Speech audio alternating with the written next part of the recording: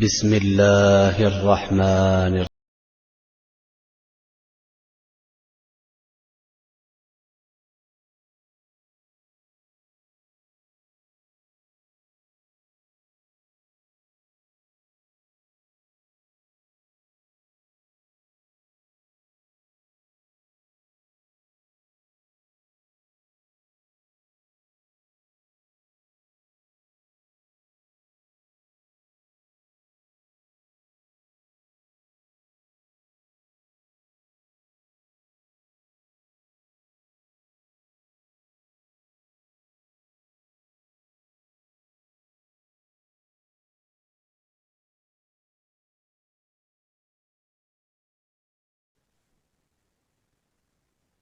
أعوذ بالله من الشيطان الرجيم بسم الله الرحمن الرحيم.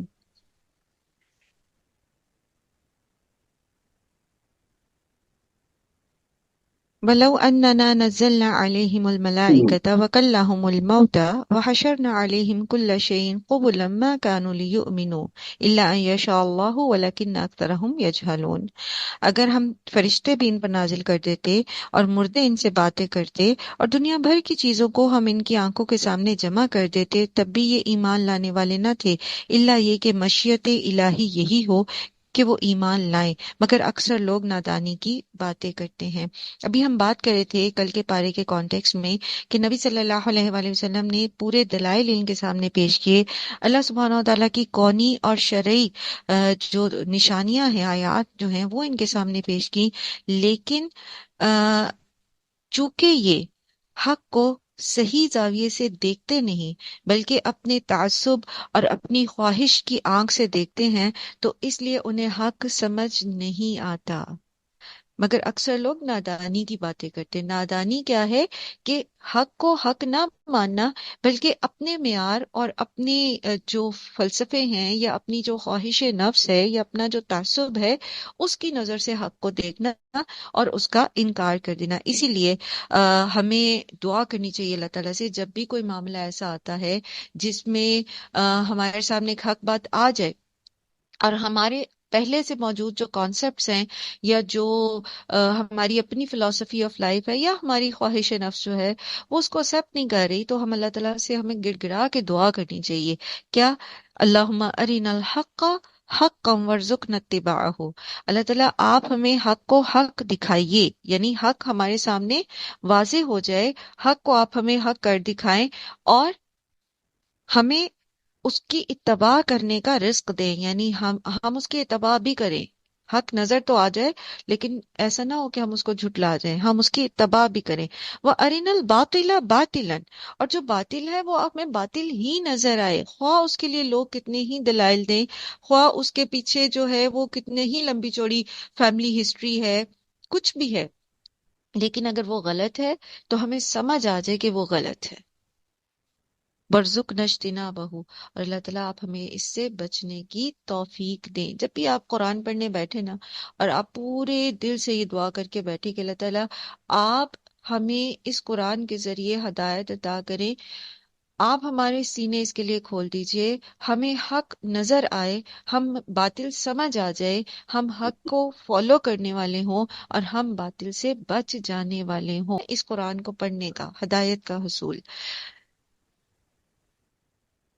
اور ہم نے تو اسی طرح ہمیشہ شیطان انسانوں اور شیطان جنوں کو ہر نبی کا دشمن بنایا ہے، جو ایک دوسرے پر خوش آئند باتیں دھوکے اور فریب کے طور پر القاء کرتے رہتے ہیں۔ ہر دور میں ہر نبی کی امت میں ایسا ہی ہوا ہے کہ شیطان نے لوگوں کو بہکایا اور کچھ لوگ،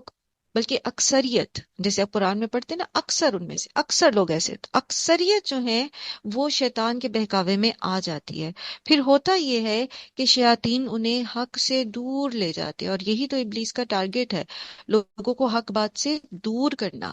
جیسے وہ اس نے اللہ سے یہ وعدہ بھی کیا تھا نا، سورہ نساء میں آپ نے پڑھا نا، وہ کہتا ہے وَلَا أُمَنِّيَنَّهُمْ، ٹھیک، یہ جو زخرف القول ہے،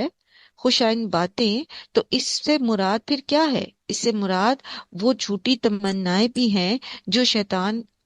اپنے پیچھے چلنے والوں کے دلوں میں ڈالتا رہتا ہے۔ پھر اسی طرح ایک اور جگہ قرآن میں آتا ہے سورہ انفال میں کہ وَإِذْ زَيَّنَ لَهُمُ الشَّيْطَانُ أَعْمَالَهُمْ وَقَالَ لَا غَالِبَ الْيَوْمَ مِنَ النَّاسِ إِنِّي جَارٌ لَكُمْ۔ یہ سراقہ بن مالک کی شکل میں آیا تھا جب بدر کی تیاریاں کر رہے تھے ابو جہل اور باقی سردار مل کے، تو ان کے پاس آیا اور ان کو آ کے کہتا ہے میں تمہارے ساتھ ہوں، اور مطلب یہ مسلمان جو ہیں ان کو ہم مٹا کے دم لیں گے اور کوئی تم پہ غالب نہیں آئے گا۔ تو اس طرح شیطان جو ہے وہ لوگوں کو اپنا ساتھی بناتا ہے، اور پھر شیطان صرف جنوں میں نہیں ہوتے، جو انسان جو ہیں وہ شیطان کو فالو کرتے ہیں وہ بھی شیطان ہی کے گروہ میں شامل ہو جاتے ہیں، ٹھیک ہے۔ سو یہ کیا کرتے ہیں، یہ ایک دوسرے کے دوست بن جاتے ہیں۔ اب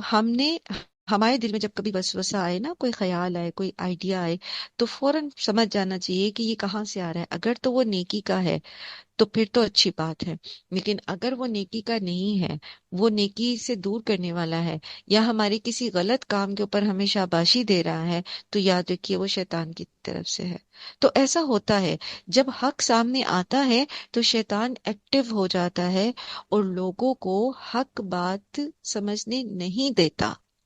کبھی تعصب ان کے اندر پیدا کرتا ہے، کبھی انہیں تکبر کی راہ دکھاتا ہے، کبھی ان کے دل میں شکوک و شبہات ڈالتا ہے، کبھی اور دنیا کی ان کی جو فقر ہے وہ ان کی آنکھوں کے سامنے لے کر آتا ہے، انہیں بے حیائی کی باتیں سکھاتا ہے، انہیں لوگوں سے ڈراتا ہے۔ یعنی یہ ساری وہ چیزیں ہیں جو اس کی زخرف القول میں آ جاتا ہے، اس کی دھوکے اور فریب کی باتوں میں آ جاتا ہے۔ اور انسان ایک اور بھی جگہ اللہ تعالیٰ فرماتے ہیں نا قرآن میں کہ یہ سب سے بڑا دھوکے باز تمہیں دھوکے میں نہ ڈال دے، یعنی شیطان تمہیں دنیا کے معاملے میں دھوکے میں نہ ڈال دے۔ اس لیے ہمیں چوکنے رہنا چاہیے، جب خاص طور پر جب آپ قرآن پڑھ رہے ہو، اور خاص طور پر جب آپ نیکی کے کام کر رہے ہیں، جب آپ اپنے دل میں ایک جذبہ پیدا کرنے کی ہم کوشش کر رہے ہیں کہ ہم اللہ تعالیٰ کی فرما برداری کریں زندگی کے ہر معاملے میں، تو پھر ہمیں اس چیز پہ کانشیس رہنا چاہیے کہ اب شیطان کی طرف سے اٹیک آئے گا۔ وہ شیطان جن بھی ہو سکتے ہیں، یعنی وسوسوں کی شکل میں بھی، اور وہ انسانوں کی شکل میں بھی، جو انسان اس کے ساتھی بنے ہوئے ہیں، شیطان ان کے ذریعے بھی ہمیں اس سے بھٹکانے کی یا بہکانے کی کوشش کرے گا۔ سو بی پریپیئرڈ فار دیٹ، اپنے آپ کو حفاظت کے لیے اکوپڈ کر لیجئے۔ اور وہ کیسے ہم کرتے ہیں، ہم نے پہلے بھی پڑھا کہ سب سے زیادہ ضروری اللہ تعالیٰ کی پناہ لینا ہے۔ صبح شام کے اذکار پڑھیے پورے شعور کے ساتھ، اور ہر فرض نماز کے بعد آیت الکرسی پڑھیے، اور اسی طرح سے تعوذ پڑھیے۔ جب بھی کوئی ایسا خیال دماغ میں آنے لگے تو پھر تعوذ پڑھ لیجئے، اعوذ باللہ من الشیطان الرجیم پڑھ لیجئے، اللہ کی پناہ لے لیجئے۔ اور اس کے ساتھ ساتھ پھر ہم نے کل بھی سیکھا کہ شیطان جو ہے وہ جو برائی کرتا ہے اس کا ہاتھ پکڑ لیتا ہے۔ تو جب ہم سے برائی ہو جائے تو ہم فوراً توبہ کر لیں، تاکہ اس برائی کے اثرات جو ہمارے اوپر ہیں، جس سے وہ ایک رخنہ بن جاتا ہے ہمارے سیفٹی، جو ہم نے آرمر پہنا ہوتا ہے شیطان کے خلاف، اس کے اندر جو رخنہ بن جاتا ہے، تو شیطان اس کے ذریعے داخل نہ ہو سکے۔ جیسے ہی برائی ہو تو توبہ کر لیں اور اللہ تعالیٰ سے دعا کریں کہ اللہ تعالیٰ اس برائی کے اثرات ہم سے دور کر دیں۔ بس تم انہیں ان کے حال پہ چھوڑ دو کہ یہ اپنی افترا پردازیاں کرتے رہیں۔ یہ سب کچھ ہم انہیں اسی لیے کرنے دے رہے ہیں کہ جو لوگ آخرت پر ایمان نہیں رکھتے، ان کے دل اس خوشنما دھوکے کی طرف مائل ہوں اور وہ اس سے راضی ہو جائیں اور ان برائیوں کا اکتساب کریں جن کا وہ اکتساب کرنا چاہتے ہیں۔ جب لوگ حق بات نہیں مانتے تو پھر اللہ تعالیٰ ان کو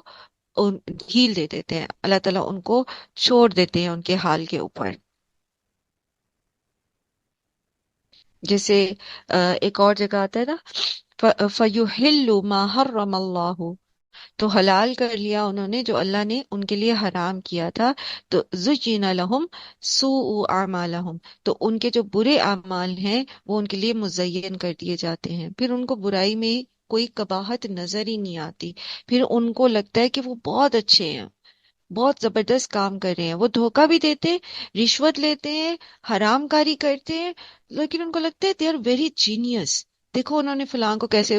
بیوقوف بنایا، دیکھو انہوں نے کیسے دھوکہ دے کے یا کیسے چالاکی سے، دھوکے کا تو لفظ استعمال نہیں کرتے نا، شیطان کا یہ بھی ایک بڑا ہتھ کنڈا ہے، اس نے برائیوں کو خوبصورت الفاظ میں جو ہے وہ بدل دیا ہے۔ یعنی ایک پہلے کچھ عرصہ پہلے تک جو اخلاقی برائیاں تھیں اب وہ نارمز بن گئی ہیں، اب ان کے نام بدل دیے ہیں، اور اس کو کچھ جو ہے وہ جدید قسم کے نام دے دیے گئے ہیں، اور وہ برملا ان کا اظہار کیا جاتا ہے۔ تو دیکھو مطلب یہ کتنی میری میں جینیس ہوں کہ میں نے اس کو اس چیز کی پتہ ہی نہیں لگنے دیا، اور میں نے اسے اتنا مال ہتھیار لیا، اور کتنا میں نے اس کو مجبور کر دیا کہ وہ میرے لیے جو ہے یہ غلط کام کرنے پر راضی ہو گیا۔ سو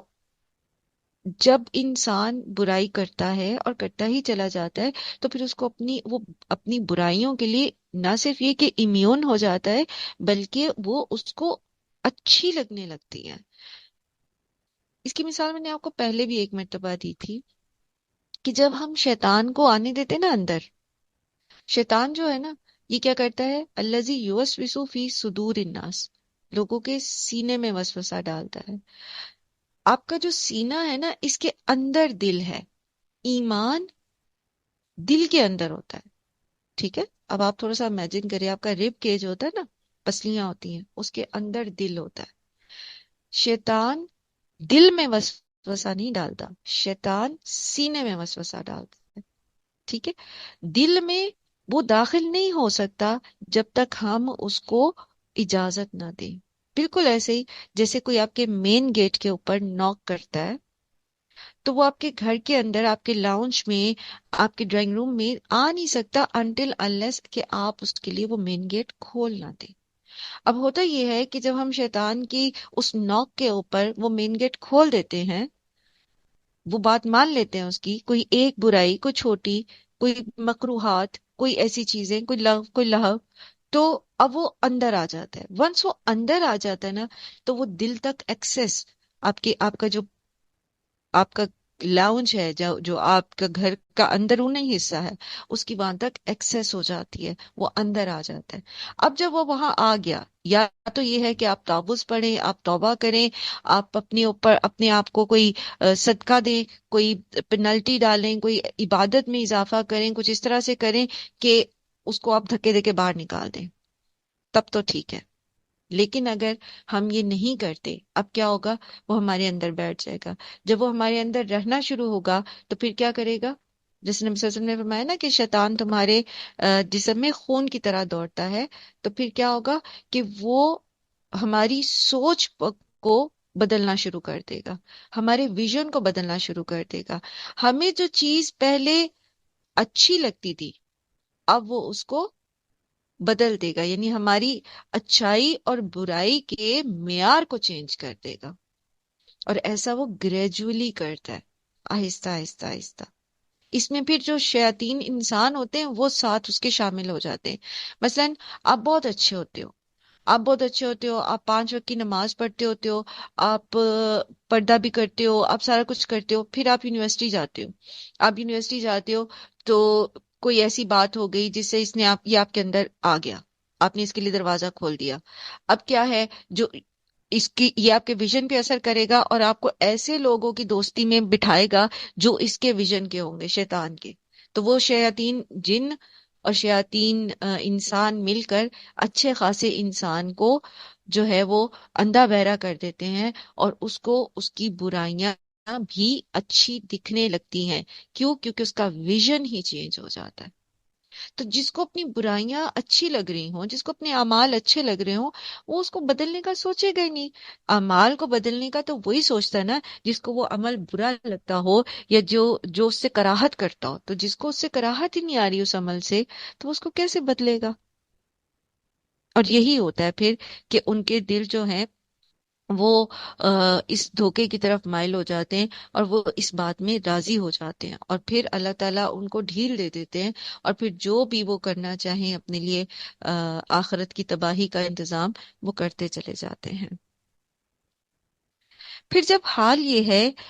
تو کیا میں اللہ کے سوا کوئی اور فیصلہ کرنے والا تلاش کروں، حالانکہ اس نے پوری تفصیل کے ساتھ تمہاری طرف کتاب نازل کر دی ہے؟ اور جب اللہ تعالیٰ نے صاف صاف حقائق بتا دیے ہیں، جیسے کہ پہلے بھی فرما دیا نا کہ الیوم اکملت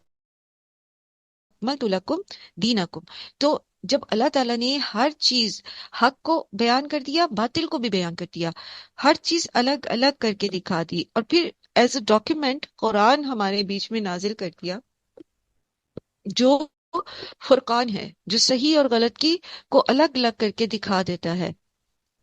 تو اس کے بعد کوئی گنجائش نہیں رہتی کہ انسان باطل کے راستے پر چلے، الا یہ کہ وہ خود فیصلہ کرتا ہے کہ اس کو اپنے تعصب یا اپنے تکبر یا اپنی خواہش نفس کے ساتھ اس راستے کو چوز کرنا، اور جب وہ اپنی پوری انٹینشن کے ساتھ غلط راستہ چوز کرتا ہے تو اللہ تعالیٰ اس کو زبردستی سیدھے راستے پر نہیں لاتے۔